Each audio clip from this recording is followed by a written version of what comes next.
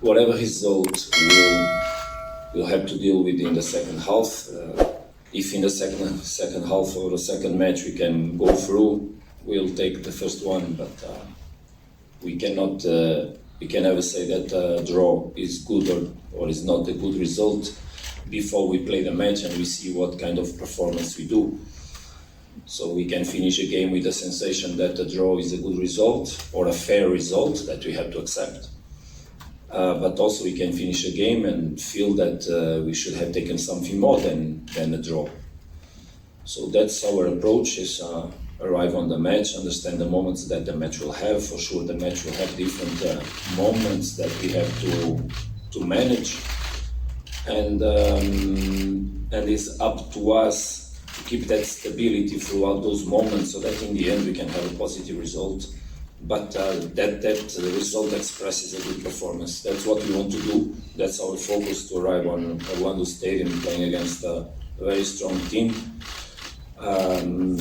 But also show that we are on the level and we can outplay them or get a result that allows us obviously to proceed. We respect very much all the opponents in South Africa when we play matches. But the respect we need to have for the opponents is the respect we also want from ourselves and for ourselves. And we need to play matches with the intention to get results, positive results. That obviously allows us to arrive on the last stages of the competitions. In this case, it's a knockout stage to arrive on the final and be able to play that match that can give the trophy, of course. Coach, you're the coach in South Africa. Yeah, I understand your question. It's not really something I relate with regarding the past. I never look at the past. I just want to write the future and live the present in order to write the future, let's say. I was not even here in South Africa when cups were played between the teams. It's the first time we're going to play each other on a cup match. And I believe that, as I said, that's why I stated before what I did, that this kind of matches is first whistle puts us in another dimension. And the team that maybe better or worse or the same level in the match before has nothing to do with what will happen in these matches. It's a story that is completely different. There's a lot of emotionality behind, there's a lot of ambience around, there's a lot of players that on these matches they show themselves in levels that before they were not there. So I think what is important is that the team that wants to get a result must on these matches really show that a different standard and go to the best as possible as they can do.